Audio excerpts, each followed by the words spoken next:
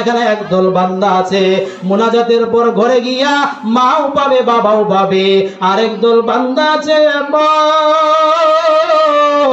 যারা মাও পাবে না,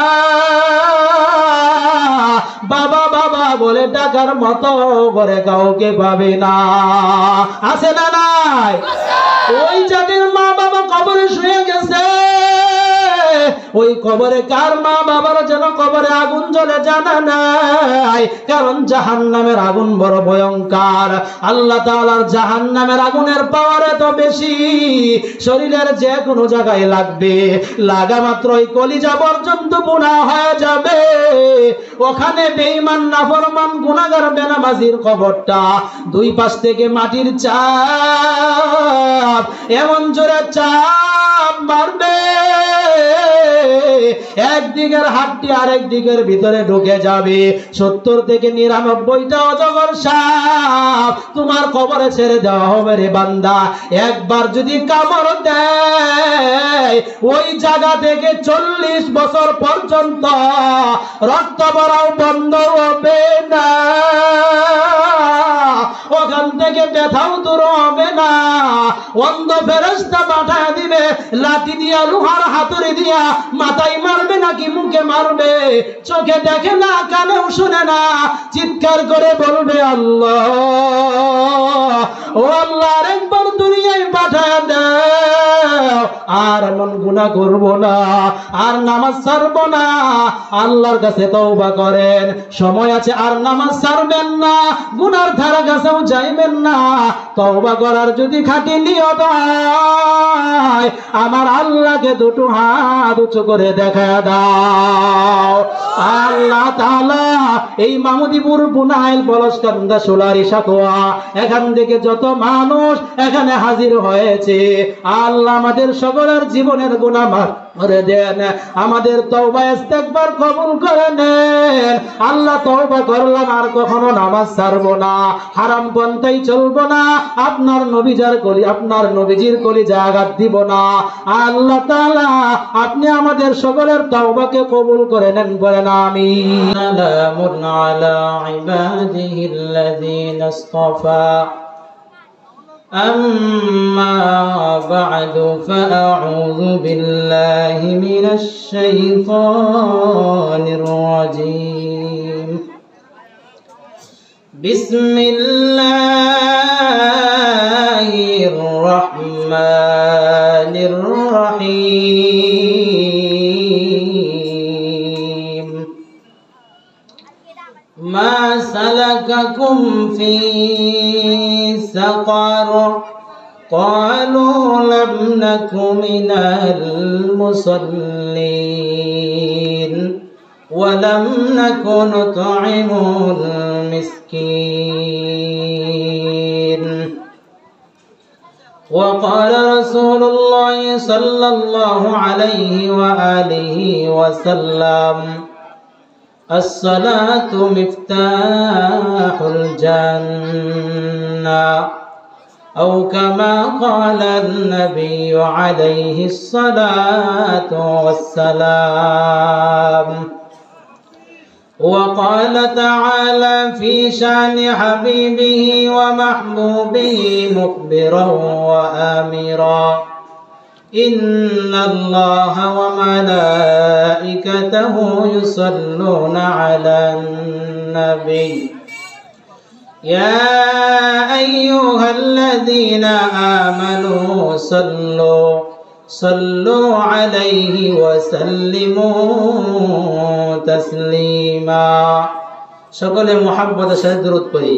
اللهم صل على محمد وعلى آل محمد كما صليت على إبراهيم وعلى آل إبراهيم إنك حميد مجيد اللهم بارك على محمد وعلى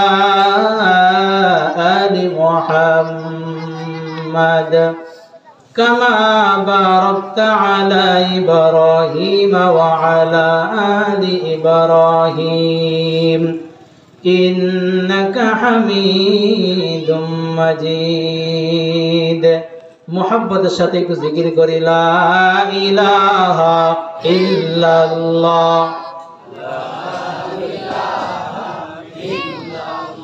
লা ইলাহা ইল্লাল্লাহ।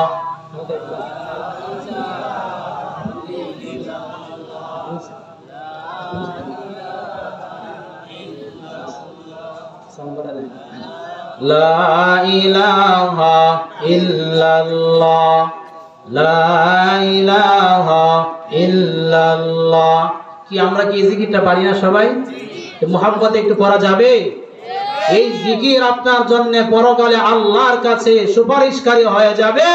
আল্লাহ এই জিকিরের উসিলায় বলবে, আমার নাম তুই বলছ, আল্লাহ লা ইলাহা ইল্লাল্লাহ, যা বান্দা আমি তোর জিন্দেগীর সব গুনাহ মাফ করে দিলাম। সুবহানাল্লাহ। তো মুহাব্বতে একটু জিকির করা যাবে? লা ইলাহা ইল্লাল্লাহ, লা ইলাহা ইল্লাল্লাহ, লা ইলাহা ইল্লাল্লাহ, লা ইলাহা ইল্লাল্লাহ। দিন থাকিতে নেকি করো সদা, কাজে লাগবে মরণ বেলা। ঠিক কি না?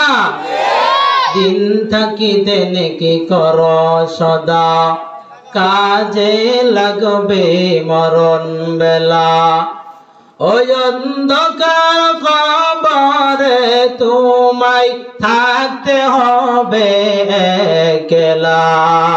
লা ইলাহা ইল্লাল্লাহ, লা ইলাহা ইল্লাল্লাহ, লা ইলাহা ইল্লাল্লাহ, লা ইলাহা ইল্লাল্লাহ। বযিকর শহর চেবিনি দর ফরোশাস, ওলে দানা দরি মানা কে গোশাস।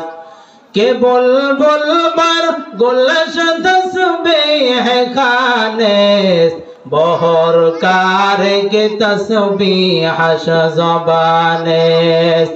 ला इलाहा इल्लल्लाह, ला इलाहा इल्लल्लाह, ला इलाहा इल्लल्लाह, ला इलाहा इल्लल्लाह, ला इलाहा इल्लल्लाह, ला इलाहा इल्लल्लाह मुहम्मदुर रसूलुल्लाह सल्लल्लाहु अलैहि वसल्लम। सुब्हानक ला इल्म लना इल्ला मा अल्लमतना, इन्नका अंतल अलीमुल हकीम।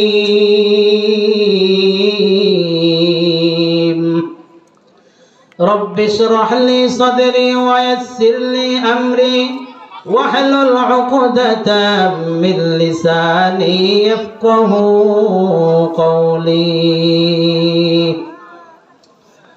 उल्फत में बराबर के वफा हो के जफा हो, हर चीज में लज्जत है अगर दिल में मजा हो, हर चीज में लज्जत है अगर दिल में मजा हो।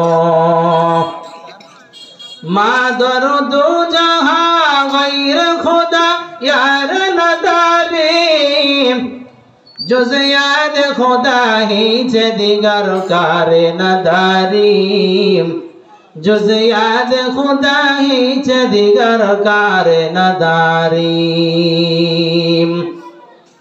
ভয় নাই ওরে কোনো ভয় নাই, ভয় নাই ওরে কোনো ভয় নাই। আল্লাহ যদি থাকে সহায়, ভয় নাই ওরে কোনো ভয় নাই। আল্লাহ যদি থাকে সহায়। ঠিক কিনা? দুর্গম গিরিপথ পাড়ি দিয়ে যায়, দুর্গম গিরিপথ পাড়ি দিয়ে যায়, ভয় নাই ওরে কোনো ভয় নাই, আল্লাহ যদি থাকে সহায়। এই জবান দান করেছেন কে? আল্লাহর দেওয়া জবানে আল্লাহর নাম উচ্চারণ করতে কোনো সমস্যা আছে?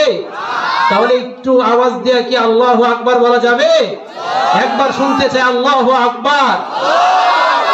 আলহামদুলিল্লাহ। এবার মনে হচ্ছে এটা মামুদিপুর এলাকা নয়, গাজীপুর ঢাকা টঙ্গীর মাঠে এখানে বয়ান হচ্ছে, কথা বলো ঠিক কিনা? আলহামদুলিল্লাহ। এভাবে আওয়াজ দিলে বক্তার হৃদয় থেকে, কলব থেকে আল্লাহর জন্য কথাগুলো বের করে দিবেন। আওয়াজ দিয়ে শুনতে চাই তিনি কে? আরো জোরে বলেন তিনি কে? ভয় নাই ওরে কোনো ভয় নাই, আল্লাহ যদি থাকে সহায়। যুগে যুগে ইতিহাসে লেখা দেখা যায়, যুগে যুগে ইতিহাসে লেখা দেখা যায়, আল্লাহর পথে যারা কাজ করে যায়। ঠিক না? যুগে যুগে ইতিহাসে লেখা দেখা যায়, আল্লাহর পথে যারা কাজ করে যায়, বিনা পরীক্ষাতে পাস নাই হাই, বিনা পরীক্ষাতে পাস নাই হাই, ভয় নাই ওরে কোনো ভয় নাই, আল্লাহ যদি থাকে সহায়, আল্লাহ যদি থাকে সহায়। মামুদিপুর, পুনাইল এবং আশেপাশের যত লোক, যুবক ভাইদের উদ্যোগে, এলাকাবাসীর উদ্যোগে আজকের ঐতিহ্যবাহী ইসলামী প্রোগ্রামের সম্মানিত সভাপতি, প্রধান অতিথি, বিশেষ অতিথি উপস্থিত মুআজ্জাজ মুকাররম হযরত উলামায়ে কেরাম, দূর দূরান্ত থেকে আগত আল্লাহ পাকের আশিকিন, জাকিরিন, মুহিব্বিন, মুরব্বিয়ানে আযম, আমার কলিজার টুকরা যুবক ভাই ও বন্ধুগণ, স্নেহের ছোট ভাই, পর্দার অন্তরালে অবস্থানরত শ্রদ্ধেয় মা ও বোনেরা, সর্বপ্রথম মহান রব্বুল আলামিনের দরবারে অসংখ্য অগণিত শুকরিয়া জ্ঞাপন করছি, কৃতজ্ঞতা প্রকাশ করছি যে মহান রব্বুল আলামিন আজকে আমাদেরকে মাজালিসুর রহমান তথা জান্নাতের বাগানে আসার এবং বসার তৌফিক দান করেছেন। এজন্য সকলে কালিমাতুশ শুকর আদায় করি, জবানকে ছেড়ে দিয়ে আকাশ বাতাসকে মুখরিত করে উচ্চ কণ্ঠে সকলে পড়ি আলহামদুলিল্লাহ। সম্মানিত দিনী ভাইরা আমার, আজকে এই জান্নাতের বাগানে আমরা আসতে পেরেছি, এজন্য খুশি না বেজার? আরো জোরে খুশি না বেজার? আল্লাহ পাক আজ থেকে ১৫০০ বছর আগে বাংলাদেশ থেকে ৪৫০০ কিলোমিটার পশ্চিমে হযরত আদম আলাইহিস সালাতু ওয়াস সালামের জন্মের ৯৩১৩ বছর পর, হযরত নূহ আলাইহিস সালাতু ওয়াস সালামের মহাপ্লাবনের ৬১৩৫ বছর পর, হযরত ইব্রাহিম আলাইহিস সালাতু ওয়াস সালামের জন্মের ৩৫০০ বছর পর, হযরত মূসা আলাইহিস সালাতু ওয়াস সালামের জন্মের ১৩০০ বছর পর, হযরত ঈসা আলাইহিস সালাতু ওয়াস সালামের জন্মের ৫৭০, মতান্তরে ৫৭১ বছর পর, ২০ এপ্রিল মতান্তরে ২২ এপ্রিল, ১২ই রবিউল আউয়াল মতান্তরে ৮ বা ১১ই রবিউল আউয়াল, সোমবার দিন সুবহে সাদিকের টাইমে বাবা আব্দুল্লাহর ঘরে মা আমিনার উদরে মক্কা নগরে সর্বযুগের সর্বশ্রেষ্ঠ মহামানব সাইয়্যিদুল কাউনাইন ইমামুল মুরসালিন আহমদ মুজতবা মুহাম্মদ মুস্তাফা সাল্লাল্লাহু আলাইহি ওয়াসাল্লাম তাম পৃথিবীকে উজালা করে এই জমিনে তাশরীফ আনেন। চিল্লায়ে বলেন সুবহানাল্লাহ। কপালের জোরে ভাগ্য গুণে আমরা হয়ে যাই তার শেষ নবীর শেষ উম্মত। চিল্লায়ে পড়ি আলহামদুলিল্লাহ। গুনাহগারম গুনাহগারম গুনাহগার, গুনাহগারম গুনাহগারম গুনাহগার, তুহি রহমান তুহি রহিম তু গফফার। আল্লাহ রে কলি ডাক দিয়া কয় হে দয়ার মালিক আল্লাহ,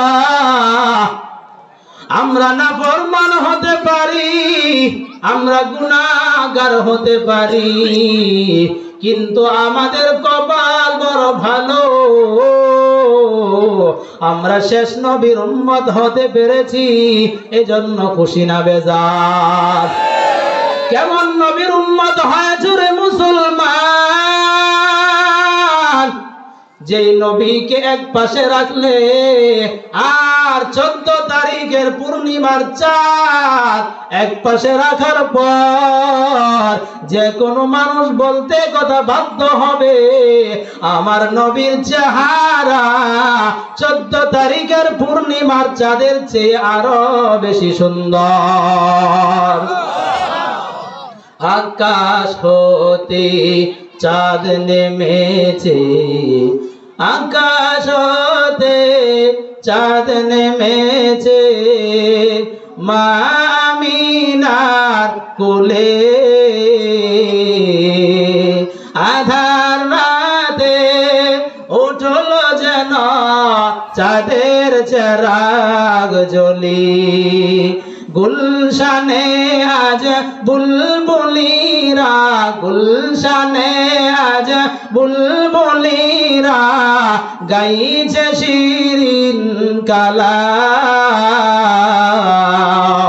তামাম জাহান নবীর তরে জানাইলা গো সালাম, জানাইলা গো সালাম। সেই নবীর উম্মত হতে পেরেছি, এজন্য খুশি না বেজার? সময় একেবারে খুব স্বল্প, অল্প সময়ের ভিতরে কিন্তু কথা বলবো। আল্লাহ পাক আমাকে ইখলাসের সাথে আমলের নিয়তে ধৈর্য সহকারে বলার জন্য, আপনাদেরকে শুনবার জন্য তৌফিক দান করেন, পড়েন আমিন। আমি আপনাদের সামনে কুরআনুল কারীমের 2টি আয়াতে কারিমা পাঠ করেছি। এই আয়াতগুলো বোঝার আগে একটা ভূমিকা বুঝতে হবে। ভূমিকা হচ্ছে এই, আমরা সকলেই চাই এই দুনিয়াতে শান্তি এবং পরকালেও জাহান্নাম থেকে মুক্তি এবং জান্নাতে শান্তিতে থাকতে চাই। জান্নাত চাই না এমন কোনো মানুষ নাই। আমরা সবাই জান্নাত চাই কি চাই না? জান্নাত যদি চাই, যে জান্নাতের ভিতরে আল্লাহ এত নাজ ও নিয়ামত রেখে দিয়েছেন, বান্দা যদি একটা ফল খাইতে চাই, বান্দার ওই ফল খাওয়ার জন্য হাত দিয়া পারতে হবে না। আল্লাহর বান্দা, আল্লাহর ফেরেশতারা বলবি ফল খাবি কি, ফল ফল খেতে মনে চাই কি হাত দিয়ে খাবি নাকি তোর মুখের ভিতরে ঢুকতে হবে? বলে তাহলে তো আরো বেশি ভালো হয়, আল্লাহর হুকুমে গাছ তৈরি হয়ে যাবে, ফলের গাছের ফল আপনার মুখের কাছে এসে বলবে বান্দা হা করো, হা করতে দেরি হবে, ওই মজাদার ফল খাইতে বান্দা দেরি হবে না। সুবহানাল্লাহ। তাহলে ওই জান্নাতের যে হুর ও গেলমান আছে, হুর জান্নাতি যে স্ত্রী হবে, নারী হবে, ওই আপনার জান্নাতের স্ত্রী হুর, তাদের চেহারা এত সুন্দর, যদি এই আকাশের নিচে যদি একটু আওয়াজ, একটু তার চেহারার ফোকাস মারে, দুনিয়ার সূর্যের আলো সব তার কাছে ম্লান হয়ে যাবে, সব তার কাছে হার মেনে যাবে। সুবহানাল্লাহ। সেই জান্নাতি হুরের যদি মুখের থুতু যদি 1 ফোঁটা এই সাগরের মধ্যে নিক্ষেপ করা হয়, পুরা সাগরের পানি, পুরা সাগরের পানি চিনির চেয়ে, মিঠাইয়ের চেয়ে আরো বেশি মিষ্টি হয়ে যাবে। সুবহানাল্লাহ। তাহলে ওই জান্নাতে আমরা সকলে যাইতে চাই কি চাই না? যদি যাইতে চাই তাহলে কিছু ডিউটি, কিছু কাজ করা লাগবে কি লাগবে না? আল্লাহ বলেন ওই জান্নাতে যদি আসতে চাও, তোমার মুত্তাকি হওয়া লাগবে। কি হওয়া লাগবে? মুত্তাকি মানে আল্লাহর ভয় যার অন্তরে আছে, তাকওয়া। তাকওয়া যার হৃদয়ের মধ্যে আছে, কোরআনের ভাষায় তাকে বলা হয় মুত্তাকি। আল্লাহ বলেন মুত্তাকির এত দাম, এত দাম। কারণ এত দাম কেন? বলে যার অন্তরে আল্লাহর ভয় আছে, ওই বান্দা কখনো গুনাহ করবে না, হারাম খাবে না। ওই বান্দার গলায় ছুরি আসবে, এরপরেও বান্দা গুনাহ করতে পারে না। ঠিক কি না? আউলিয়ারা কারে উকবা ইখতিয়ার, জাহেলারা কারে দুনিয়া ইখতিয়ার। মাইলে মুমিন সুয়ে মুমিন মিশাওয়াত, মাইলে কাফের সুয়ে কাফের মিশাওয়াত। আল্লাহ ওয়ালাদেরকে অনেকে দেখতে পারেন না। না, আল্লাহ ওয়ালা মানে আল্লাহর খাঁটি বন্ধু, জান্নাতের মেহমান। তাহলে আল্লাহ ওয়ালা যিনি, তার অন্তর পরিষ্কার আছে, আল্লাহর পথে হাঁটে, গুনাহ করে না, নেক আমল ছাড়ে না, তাকেই বলা হয় আল্লাহ ওয়ালা, বুজুর্গ বান্দা, মুত্তাকি। কথা বল ঠিক কিনা? এই মুত্তাকি বান্দা হতে হলে তার ঠিকানা জান্নাত হয়ে যাবে। আর এই মুত্তাকি হওয়ার জন্য 6টা গুণ অর্জন করতে হবে। কয়টা গুণ? আল্লাহ পাক রব্বুল আলামিন 2 নাম্বার সূরা সূরাতুল বাকারা, সূরাতুল বাকারার 3 নাম্বার আয়াতে আল্লাহ বলেন, জান্নাতি যদি হতে চাও মুত্তাকি হওয়া লাগবে, অন্তরে আল্লাহর ভয় তৈরি করতে হবে। আর আল্লাহর ভয় যদি তৈরি করতে চাও রে মুমিন, তোমার 6টা কাজ করা লাগবে। 1 নাম্বার আল্লাহ বলেন, আল্লাযীনা ইউমিনুনা বিল গায়ব। আল্লাহ বলেন গায়েবের প্রতি বিশ্বাস করতে হবে। একটু জিজ্ঞাসা করতে চাই রে মুসলমান, আওয়াজ দিয়া বলবেন, গায়েবের একমাত্র মালিক কে? নাকি কোন পীর বাবা গায়েব জানে? আমার নবী গায়েব জানে? একমাত্র গায়েবের মালিক কে? কুল লা ইয়ালামু মান ফিস সামাওয়াতি ওয়াল আরদিল গায়বা ইল্লাল্লাহ। আল্লাহু আকবার। কোরআনে কারীমের আয়াত শোনার পরে পড়তে হয় আল্লাহু আকবার। কি পড়তে হয়? আল্লাহু আকবার মানে হচ্ছে আল্লাহু আকবার মিন কুল্লি শাই। আল্লাহ তাআলা তুমি যত বড়, তোমার কোরআন তত বড়। পৃথিবীর সব কিছু থেকে তুমি বড়, তোমার কোরআন বড়। এই কথার সাক্ষ্য কোরআনের আয়াত শোনার পরে যে আল্লাহু আকবার স্লোগান দিবে, আল্লাহ তাদের ঈমানকে আগের চেয়ে আরো বাড়ায় মজবুত করে দেয়। সুবহানাল্লাহ। তাহলে কোরআনে কারীমের আয়াত শোনার পরে একটা জিনিস শিখেন, পড়তে হয় আল্লাহু আকবার। কি পড়তে হয়? জোরে পড়বো তো ইনশাআল্লাহ? সবাই বলেন ইনশাআল্লাহ। এই আল্লাহু আকবারের স্লোগানের কারণেই তো এই বাংলার জমিনে যারা বেঈমান নাস্তিক কুলাঙ্গার, ইসলামের বিরুদ্ধে যারা কথা বলেছিল, মাদ্রাসার বিরুদ্ধে, মসজিদের বিরুদ্ধে, উলামায়ে কেরামের বিরুদ্ধে যারা কথা বলেছিল, বুরকার বিরুদ্ধে যারা, হিজাবের বিরুদ্ধে যারা কথা বলেছিল, আপনার আমার মতো টুপিওয়ালা, দাড়িওয়ালা এই ধর্মপ্রাণ মুসলমানদের আল্লাহু আকবারের হুঙ্কারের কারণে, এই স্লোগানের কারণে এই বাংলার জমিন থেকে সেই কুলাঙ্গার, তসলিমার অস্ত্রিন, এই নাস্তিক, এই বুরকা পরে পালাতে বাধ্য হয়েছিল। কথা বল ঠিক কিনা? এখন আওয়াজ তুলো, এই আল্লাহু আকবারের হুঙ্কার শুনলে এই বাংলার জমিনে যারা নাস্তিক আছে তাদের অন্তরে প্রকম্পন সৃষ্টি হয়ে যায়, কাঁপুনি সৃষ্টি হয়ে যায়। কথা বল ঠিক কিনা? এখনো যদি আওয়াজ তুলতে পারো, এই বাংলার নাস্তিক যারা ইসলামের বিরুদ্ধে কথা বলে, কোরআনের বিরুদ্ধে কথা বলে, এই জমিন থেকে পালাবার রাস্তা খুঁজে পাবে না। কথা বল ঠিক কিনা? তাহলে ইসলামের পক্ষে এই জবান দিয়ে আওয়াজ দেওয়া যাবে? তাহলে গায়েবের মালিক একমাত্র কে? 20 নম্বর পারা 1 নম্বর পৃষ্ঠা সূরাতুন নামলের 65 নম্বর আয়াত আল্লাহ তাআলা বলেন, কুল লা ইয়ালামু মান ফিস সামাওয়াত। হে নবী, আপনি বলে দেন, আসমান জমিনবাসীর কেউ গায়েব জানে না, একমাত্র কে জানেন? আর যারা কে জানেন? আলিমুল গায়বি ওয়াশ শাহাদাতি হুয়ার রাহমানুর রহিম।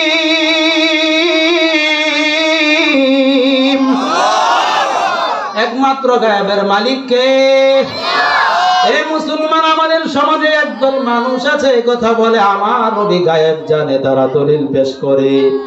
আপনার আমার নবী রাস্তা দিয়ে এক জায়গায় সাহাবায়ে কেরামকে নিয়ে রওনা।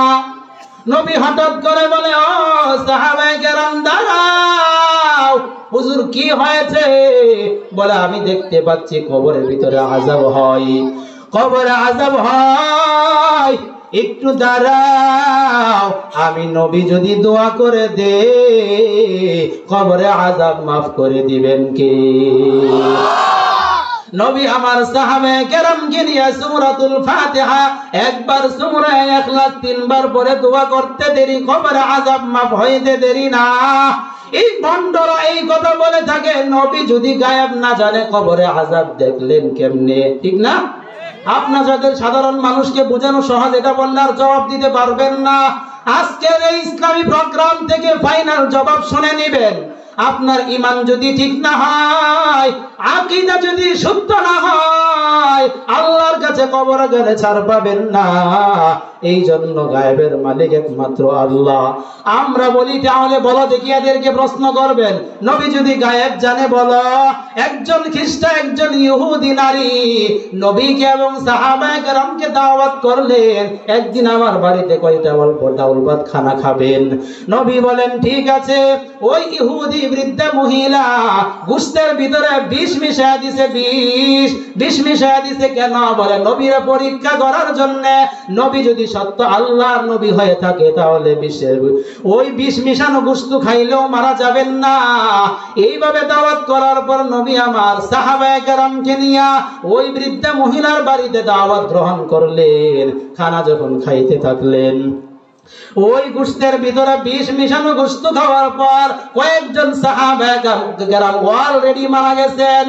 আর আপনার আমার নবী দু তিন লোকমা খাওয়ার পর আসমান থেকে আল্লাহ বলে, জিবরাইল যাও, আর দেরি করা যাবে না, আমার বন্ধুরে গিয়া জানা দাও এই গোশতের ভিতরে বিষ মিশানো আছে, আর কয়েক লোকমা খাইলে আমার নবীর ক্ষতি হয়ে যাবে। জিবরাইল আমিন নবীরে নিষেধ করে দিলেন, নবী আর খান নাই। এদেরকে বলবেন আমার নবী যদি গায়েব জানে, বলো গোশতের ভিতরে বিষ মিশানো নবী দেখলেন না কেন? বোঝা গেল আমার নবী গায়েব জানে না। ঠিক না? নবী যে অগ্রিম কিছু সংবাদ দিয়েছেন, কিছু কথা বলেছেন, এগুলো কেমনে বলেছেন? তাহলে একটা ঘটনা আগেরটা দ্বারা বোঝা যায় নবী গায়েব জানে, পরেরটা দ্বারা বোঝা যায় নবী গায়েব জানে না। দুইটা পরস্পর বিরোধী প্রশ্ন হয়ে দাঁড়াইলো। এই পরস্পর দুইটি বিরোধ প্রশ্নের জবাব নিয়ে নাও। 27 নাম্বার পারা, ভুলে গেলে চলবে না, রেকর্ড করে নাও, মোবাইলে নোট করে নাও কলম থাকলে। 27 নাম্বার পারা, 5 নাম্বার পৃষ্ঠা, সূরাতুন নাজমের 3 নাম্বার আয়াত, 4 নাম্বার আয়াতে আল্লাহ বলেন আমার নবী গায়েব জানে না। আমার নবী অগ্রিম যা কিছু বলেছেন সব কিছু আমার আল্লাহর অর্ডারে হয়েছে। ইন হুয়া ইল্লা ওয়াহয়ুন ইউহা।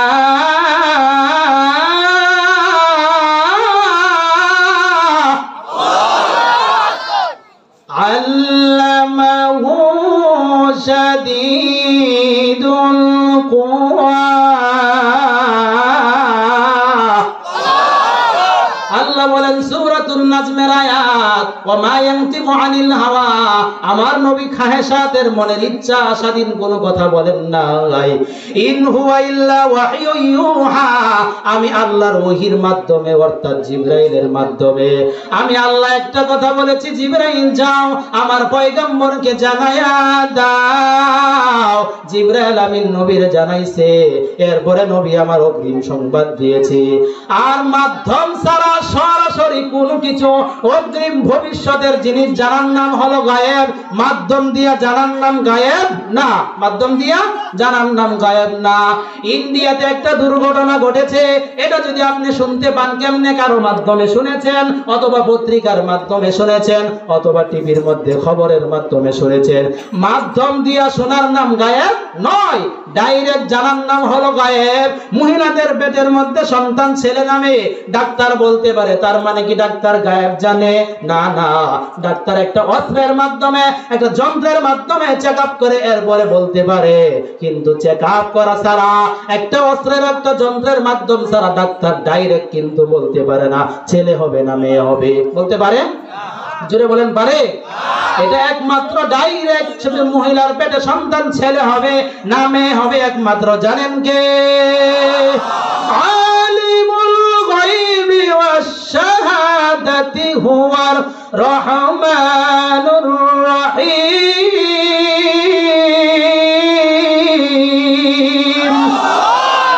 তাহলে আজকে জানলেন একমাত্র গায়েবের মালিক কে? আমার নবী বলেছেন জিবরাইলের মাধ্যমে, তাই আল্লাহ জানিয়েছেন।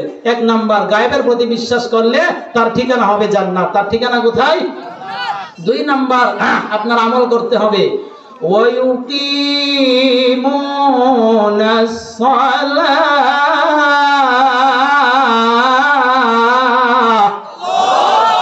আল্লাহ বলেন যদি জান্নাতে আসতে চাও, মরার পরে যদি শান্তি চাও, কবরে আযাব থেকে যদি মুক্তি চাও, তাহলে 2 নাম্বার তোমার আমল করতে হবে, নামাজ কায়েম করতে হবে। কি কায়েম করতে হবে? এই নামাজের এত গুরুত্ব। আল্লাহ নবী বলেন ওয়ান ইবনে উমর রাদিয়াল্লাহু আনহুমা قال قال رسول الله صلى الله عليه وسلم بني الإسلام على 5 شهادة أن لا إله إلا الله وأن محمدا عبده ورسوله। আল্লাহর নবী বলেন ইসলামের ভিত্তি 5টি জিনিসের উপর, ইসলামের খুঁটি হলো 5টি জিনিসের উপর। 5টি খুঁটির উপরে ইসলাম দাঁড়িয়ে আছে। 1 নাম্বার হচ্ছে একতার সাক্ষ্য দেওয়া, এক আল্লাহ ছাড়া আর কোনো মাবুদ নাই, এক আল্লাহ ছাড়া আর কেউ ইবাদতের উপযুক্ত, একমাত্র ইবাদতের উপযুক্ত একজন, তিনি কে? আর মুহাম্মদ সাল্লাল্লাহু আলাইহি ওয়া আলিহি ওয়াসাল্লাম আল্লাহর বান্দা এবং তার রাসূল। এটা হলো 1 নাম্বার খুঁটি। 2 নাম্বার ওয়া ইকামিস সালাহ, নামাজ কায়েম করা। ইসলামের 2 নাম্বার ভিত্তি হচ্ছে, 2 নাম্বার খুঁটি হচ্ছে নামাজ। এই নামাজ এত গুরুত্বপূর্ণ ইবাদত। আল্লাহর নবী ভিন্ন হাদিসে বলেন ওয়া আন আব্দুল্লাহ ইবনে কুরতিন রাদিয়াল্লাহু তাআলা আনহু قال قال رسول الله صلى الله عليه وآله وسلم أول ما يحاسب به العبد يوم القيامة الصلاة। আল্লাহর নবী বলেন কিয়ামত দিবসে সর্বপ্রথম বান্দার কাছ থেকে নামাজের হিসাব নেওয়া হবে। আল্লাহ বলবেন রে গোলাম, তোরে 2টা হাত দিয়েছি আমি আল্লাহ, 2টা চক্ষু দিয়েছি আমি আল্লাহ, আমি আল্লাহ তোরে শোনার জন্য 2টা কান দান করেছি, আমি আল্লাহ তাআলা তোরে 2টা কিডনি দান করেছি, একটাও দিলে পারতাম না। আমি আল্লাহ 2টা কিডনি দিয়েছি কেন জানো? আমি তোদেরকে বানাইছি বড় আদর করিয়া বানাইলাম, জাহান্নামে দেওয়ার জন্য না, আমার তৈরি জান্নাতে দেওয়ার জন্য তোদেরকে বানাইলাম। হে বনি আদম সন্তান, একটা কিডনি যদি নষ্ট হয়ে যায় আরেকটা কিডনি দিয়া বান্দা তুই চলবি, একটা চক্ষু যদি নষ্ট হয়ে যায় আরেকটা চক্ষু দিয়ে তুই দেখবি, একটা হাত যদি কেটে যায় আরেকটা হাত দিয়া তোর বাকি কাজ চালাবি, একটা পাও যদি তোর ভেঙে যায় আরেকটা পাও দিয়া তোর বাকি কাজ সম্পাদন করবি। আমি আল্লাহ বড় দয়াবান, আমি আল্লাহ বড় দয়াশীল, আমি আল্লাহ তোরে কবরে আযাব দিতে চাই না, জাহান্নামে দিতে চাই না। বান্দা আমি যখন মুয়াজ্জিনের কণ্ঠে 5 বেলায় তোরে প্রতিদিন 5 বার ডাক দেই, বছর প্রতিদিন 5 ওয়াক্ত নামাজ। কথা বলেন, বছরে কি 5 ওয়াক্ত নামাজ না দৈনিক 5 ওয়াক্ত নামাজ করব তো ইনশাআল্লাহ? সবাই বলি ইনশাআল্লাহ। ভাইরা আমার, নামাজ কত গুরুত্বপূর্ণ ইবাদত। আল্লাহ তাআলার কাছে যাওয়ার পর হাসরের ময়দানে আল্লাহ বলবেন রে বান্দা, রে বান্দি, 60-70 বছর জীবন যাপন করছো, আমি আল্লাহ গুনাহ করার পর আমি আল্লাহ কোনদিন তোর রিজিক বন্ধ করে দেই নাই। আমি আল্লাহ কিন্তু তুই কত গান শুনছ, এই চক্ষু দিয়া কত তুই উলঙ্গ ছবি দেখছ, আমি আল্লাহ চাইলে মুসা নবীর উম্মতের মতো যারাই তোরে আমি অ্যাটাক করে ধরতে পারতাম, অ্যাটাক করতে পারতাম, ধরি নাই কেন জানো? এত গুনাহ করো এরপরও কেন ধরি না জানো? আমার নবী আল্লাহর কাছে দোয়া করেছেন, আল্লাহ আমার উম্মতেরা গুনাহ করার পর আমার উম্মতদেরকে জায়গায় ধরবেন না, এই জন্য তোরা ধরি না, নতুবা আমি আল্লাহ জায়গায় ধরে ফেলতাম। আল্লাহ বলবেন এত সময় দিলাম, 60-70 বছর জীবন যাপন করার পর আজকে আমার কাছে আসছো, বলো দেখি এই জীবনে তুমি কত ওয়াক্ত নামাজ পড়ছো? 5 ওয়াক্ত নামাজ ঠিক মতো পড়ছো কিনা? বান্দা জবাব দাও। বান্দা বান্দি যদি 5 ওয়াক্ত নামাজের হিসাব সঠিকভাবে দিতে পারে, আল্লাহ বলবেন হে জান্নাতের ফেরেশতারা, এই নামাজি বান্দার কবরটাকে তুমি জান্নাতের বাগান বানায় দাও। ভাইরা আমার, বন্ধুরা আমার, তার দৃষ্টি যত দূর পর্যন্ত যায় কবরটা প্রশস্ত হয়ে যাবে। আল্লাহর নবী বলেন আর যদি ওই বেঈমান নাফরমান গুনাহগার বেনামাজি হয়ে থাকে, নামাজে আল্লাহ ডাক দিয়েছেন পাই নাই, ফজরে ডাক দিয়েছে আল্লাহ বলে আমি পাই নাই, জোহরে ডাক দিয়েছি পাই নাই। তোর চাকরি তোরা রিজিক দেই না, তোর ব্যবসা তোরা রিজিক দেই না, একমাত্র রিজিক দান করেন কে? আর যারা সবাই বলেন কে দান করে? وَتَرْزُقُ مَن تَشَاءُ بِغَيْرِ حِسَابٍ।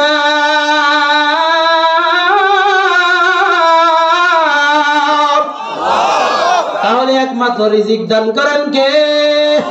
আল্লাহ বলেন তুই আমি তোরা এত রিজিক দিলাম, কেন আমার ডাকে সাড়া দেও নাই? কেন আমার ডিউটিতে পাই নাই? বান্দা যদি বেনামাজি হয়, যদি কবরে যায়, ওই কবরটা জাহান্নামের আগুন দিয়ে ভরে দেওয়া হবে। তোমার সন্তান কাঁদবে, কোনো লাভ হবে না, বাবা কবরে আযাব ভোগ করবে। 70 থেকে 99টা সাপ বেনামাজির কবরে ডুববে। এর মুমিন মুসলমান আল্লাহর বান্দা, হে বর্তারের অন্তরালের মা, হে যুবক ভাই বলো, এই কবরে আযাব সহ্য করা যাবে কিনা? কথা বলেন, যাবে? যদি সহ্য করা না যায়, আজকে থেকে তওবা করো, আর কখনো 5 ওয়াক্ত নামাজ বাদ দিবা না। ব্যবসা করো, ব্যবসা তোমার নষ্ট হবে না। চাকরি করো, চাকরি সমস্যা হবে না। আল্লাহর 5 ওয়াক্ত বিধান মানো, আসমান থেকে তোমাকে রিজিক দান করবেন কে? এই নামাজ যদি পড়ো, আল্লাহর নবী বলেন as-সালাতু মিফতাহুল জান্নাহ, এই নামাজ পড়ার কারণে তোর চাবি তৈরি হয়ে যাবে। ওই চাবি জান্নাতের তালাই লাগাবি, লাগানোর সাথে সাথে জান্নাতের দরজাগুলো ওপেন হয়ে যাবে। সুবহানাল্লাহ। ভাইরা আমার, এই নামাজ পড়লে কি হয়? বলে নামাজ পড়লে যত গুনাহ আছে সব পরিষ্কার হয়ে যায়। আল্লাহর নবী বলেন, হে সাহাবায়ে কেরাম, আরাআইতুম লাউ আন্না নাহরান বিবাবি আহাদিকুম ইয়াগতাসিলু ফীহি কুল্লা ইয়াউমিন খামসা, তোমাদের বাড়ির সামনে যদি একটা দরওয়াজা, একটা নদী থাকে, নদী, আর ওই নদীর মধ্যে 5 বার কেউ গোসল করে, কতবার? তার শরীরে কোনো ময়লা বাকি থাকতে পারেনি? অবশ্যই না। আল্লাহর নবী বলেন, কোন আল্লাহর বান্দা বান্দি যুবক ভাই যদি 5 ওয়াক্ত নামাজ দৈনিক পড়তে পারে গুরুত্ব সহকারে, আল্লাহর নবী বলেন ওই বান্দা বান্দির শরীরেও কোনো গুনার ময়লা বাকি থাকতে পারে না। সুবহানাল্লাহ। আস্তে কর সুবহানাল্লাহ। ভাইরা আমার, বন্ধুরা আমার, এই নামাজের এত গুরুত্ব, এই নামাজ পড়লে গুনাহ মাফ হয়ে যায়। রিজিকের জন্য দৌড়াও, তোমার ব্যবসায় বরকত নাই, চাকরিতে বরকত নাই, নামাজে তুমি অংশগ্রহণ করো, তোমাকে রিজিক দান করবেন কে? শুধু একটা উদাহরণ দিয়ে শেষ করে দিচ্ছি আপনাদের কাছে। যদি আল্লাহ তাআলার নামাজ কেউ পড়তে পারে, আল্লাহর পক্ষ থেকে কুদরতি সাহায্য এসে যাবে। তাফসীর আহকামুল কোরআন একটা কিতাব আছে, তাফসীর আহকামুল কোরআন, ওই কিতাবের মধ্যে লেখা হয়েছে, আল্লামা ইমাম জাসসাস রাহমাতুল্লাহি আলাইহি লিখেছেন, আল্লাহর এক বুজুর্গ বান্দা ছিল, নাম হলো সুলতান ইবনে আদেল। সুলতান ইবনে আদেল একদিন রাতের বেলায় বিবির সাথে ঘুমাইছেন। বিবির সাথে ঘুমানোর পর রাত যখন গভীর হয়ে গেল, প্রায় 1টা বাজে, লাফ দিয়া ঘুম থেকে উঠেছেন। বিবি বলে, কি হয়েছে? দুঃস্বপ্ন দেখেছেন? খারাপ স্বপ্ন দেখেছেন? বলে, না না। তাহলে লাফ দিয়ে চিৎকার দিয়ে কেন উঠেছেন? জানতে চাই। স্বামী ডাক দিয়া কই, বিবি রে, কে যেন আমারে বলতেছে, হে সুলতান ইবনে আদেল, দুনিয়ার মায়া ছাড়ো, আমার কাছে চলে আসো, আর কতদিন দুনিয়ায় থাকবি, আমার কাছে আয় আয় আয় আয়। হে বিবি, আমার কে যেন ডাকে, আমার মনে হয় আমার আল্লাহ যেন আমার ডাক দেয়। এই দুনিয়ায় মনে হয় আমার আর বেশি দিন থাকা হবে না। যদি আমার মরণ হয়ে যায়, বলো, আমি ইয়ামান পাহাড়ের মধ্যে বসবাস করি, এখানে লোকজন বলতে কেউ নাই, আমার কাফন দাফনের ব্যবস্থা কেমনে হবে? বিবি ডাক দিয়া কই, কোনো কিছু যদি খুঁজে না পাই, আমার পরনের স্বামী আমার শাড়ি কাপড় দিয়ে আপনার কাফন চড়ায় দিব। বলে, না, এটা করবা না, আমার গায়ের জুব্বা দিয়া আমার কাফন চড়ায় দিবা। পাও যদি খুলে যায়, যদি পাও ডাকতে কাপড় না পাওয়া যায়, গাছের পাতা লতা ঘাস দিয়া ঢেকে দিবা, তোমার শাড়ি কাপড় খুলবা না। এরপরে বিবি বলে, এই পাহাড়ের মধ্যে জানাজা কেমনে হবে? বলেন, স্বামী আমার সুলতান ইবনে আদেল, ওই স্বামী আল্লাহর বুজুর্গ বান্দা বলে, ওই মসজিদে, এই পাহাড়ের নিচে একটা জামে মসজিদ আছে, ওই মসজিদের মধ্যে আমি প্রতিদিন 5 ওয়াক্ত নামাজ জামাতের সাথে গিয়া পড়ি। না পড়লে আমি মজা পাই না, কারণ ইমানদার নামাজ না পড়ে মজা পাই না। যারা ইমানদার তারা নামাজ ছাড়ে না, আর বেঈমানের গোষ্ঠী তারা নামাজ পড়ে না। ঠিক কি না? ভাইরা আমার, বন্ধুরা আমার, আল্লাহর নবী বলেন কুফরির মাঝে আর মুমিন বান্দার মাঝে পার্থক্য নামাজ ছেড়ে দেওয়া। মুমিনারা নামাজ পড়ে, বেঈমানেরা নামাজ পড়ে না। ওই আল্লাহর বান্দা বলে ওই মসজিদের ইমাম সাহেবের কাছে আমার সন্তানদেরকে পাঠায় দিবা, বলবা এমন পাহাড়ের মধ্যে আমার বাবা মারা গেছেন, আপনারা চলেন ব্যবস্থা করে দেন। এই কথাগুলো বলার পর বলতে পারবানি? বলে হ্যাঁ হ্যাঁ বলতে পারবো। এই কথাগুলো বলার পর আবার রাতের বেলায় স্বামী ঘুমিয়ে গেলে রাত যখন তাহাজ্জুদের টাইম হয়েছে, প্রায় 3টা-4টা বাজে, বিবি ডাক দিয়া কই স্বামী উঠে যাও। আল্লাহ প্রথম আসমানে এসে ডাকতেছে, কি চাবি চা, কি লাগবে বল, সব দেওয়া হবে। এই স্বামী উঠে যাও। স্বামী উঠে না, মনে করছে স্বামী সারা রাত কথা বলেছে, এত লম্বা সময় ঘুম বেশি লেগেছে, ঘুম বেশি লেগেছে। ঠিক আছে, ফজর আজানের সময় ডাক দিব। ফজর আজানের সময় ডাক দিয়েছে, না স্বামী উঠে না। কি ব্যাপার, আমার স্বামী ফজরের সময় উঠে না, অথচ আমার স্বামীর অভ্যাস হলো তাহাজ্জুদের নামাজের সময় আর বিছানায় ঘুমায় থাকে না, আজকে কেন উঠে না? ঠিক আছে, ফজরের জামাতের সময় ডাক দিব। ফজরের নামাজের জামাতের যখন টাইম হয়ে গেল, তখন ডাক দিছে, এরপরে উঠে না। বিবির মনে সন্দেহ, কি হলো, আমার স্বামী আজকে কেন ঘুম থেকে উঠে না? বিবি এই কথা বলার পর মুখের থেকে কম্বল সরা দেখে তার স্বামী আর দুনিয়াতে নাই। আল্লাহু আকবার। এবার বিবি তার 2টা সন্তানকে ঘুম থেকে উঠাইলেন, রে সন্তান ওঠ ওঠ, তোর বাবা দুনিয়াতে নাই, এমন পাহাড়ে মারা গেছে, তাড়াতাড়ি মসজিদের ইমাম সাহেবের কাছে যাও, গিয়া বলো আমার বাবা এমন পাহাড়ে মারা গেছে, আপনারা মুসল্লিদেরকে নিয়া জানাজা পড়ায় দেন, কবর খনন করে দেন, বাঁশ কেটে সব ব্যবস্থা করে দেন। ইমাম সাহেবের নাম ছিল জুনায়েদ বাগদাদি। কি নাম? জুনায়েদ বাগদাদি। বুজুর্গদের নামের সাথে নাম রাখলেও আল্লাহ মাফ করতে পারে কি পারে না? এজন্য সন্তানের নাম রাখবেন ইসলামী নাম, যেটা কোরআনে অর্থ আছে, হাদিসের মধ্যে আছে। সুন্দর নাম রাখবো ইনশাআল্লাহ। জোরে বলেন ইনশাআল্লাহ। ভাইরা আমার, জুনায়েদ বাগদাদি ইমাম সাহেব কয়, হে বাচ্চারা, হে সন্তানেরা, চলে যাও, আজকে মাগরিবের সন্ধ্যার সময় হয়ে গেছে, যাওয়া যাবে না, পাহাড়ের ভিতরে আমাদের ভয় আছে, আগামীকালকে আসবো, আজকে তোমরা চলে যাও। সন্তানগুলো কান্দতে কান্দতে মার কাছে যায়, গিয়া বলে মা, ইমাম সাহেব বলেছে আজকে সন্ধ্যা হয়ে গেছে, আজকে আসা যাবে না। ওই মহিলা 2 সন্তানকে হাতে উঠাইয়া আকাশের দিকে তুলে ধরেছেন আর বলতেছেন, ইয়া রব কদ মাতা সুলতান ইবনে আদেল, আয় আল্লাহ তাআলা, আমার স্বামী তোমার উচ্চাঙ্গের বড় বুজুর্গ বান্দা ছিল, আমার স্বামীর জানাজার ব্যবস্থা হয় না, আমার স্বামীর কাফন দাফনের ব্যবস্থা নাই, তোমার কাছে যদি আমার স্বামীর জীবনের 2 রাকাত নামাজ কবুল হয়ে যায়, তুমি আজকে কুদরতি ভাবে জানাজার ব্যবস্থা করে দাও, সব আয়োজনের ব্যবস্থা করে যাও। মহিলা এই দোয়া করতে দেরি হয়েছে, আল্লাহর কাছে কবুল হতে দেরি হয় নাই। ভাইয়ের আমার, বানাওয়াত কোনো কথা না, লেখাপড়া করে এখানে বসেছি, 16 বছর লেখাপড়া করে সর্বোচ্চ ডিগ্রি মুফতি পাস করেছি। মা বাবা ভাই বেরাদার আত্মীয় স্বজন পরিশ্রম করে কেন পড়াইলেন, এই জাতিকে নিজে যেন জান্নাতে যেতে পারি, আপনাদেরকেও নিয়ে যেতে পারি। এটাই হলো মাদ্রাসা শিক্ষা, মাদ্রাসার কোরআন পড়ার একমাত্র অর্থ। ঠিক কি না? নিজে জান্নাতে যাব না, আপনাদের কেউ নিয়ে যাওয়ার জন্যই তো এসেছি। গতকালকে ঢাকায় প্রোগ্রাম, এত কষ্ট করে আসলাম কেন?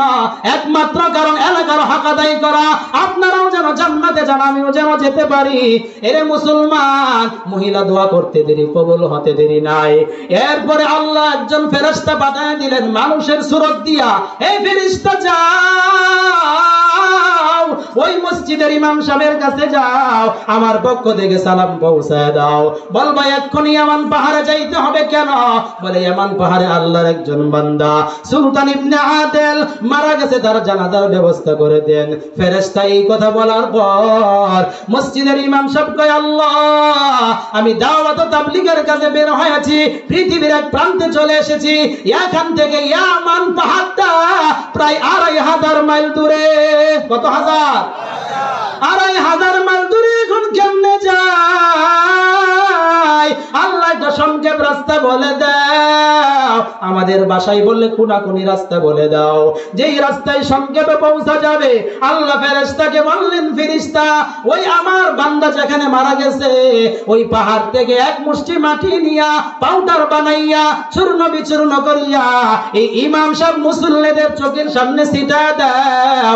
আর বলবা এক সাজদার মধ্যে 3 বার সুবহান রাব্বিয়াল আলা বলা পরিমাণ পরে থাকবে, মাথা উঠা দেখবি ইয়ামান পাহাড়ে পৌঁছে গেছে।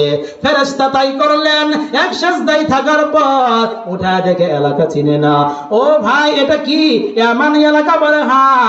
এখানে কোন লোকজন মারা গেছে? বলে হ্যাঁ। নাম কি জানো? নাম জানি না। আরো সামনে যান, আরো সামনে যান। সামনে যাওয়ার পর আরেকজনকে জিজ্ঞেস করলেন, এখানে সুলতান ইবনে আদেল নামের কোন বুজুর্গ বান্দা মারা গেছে?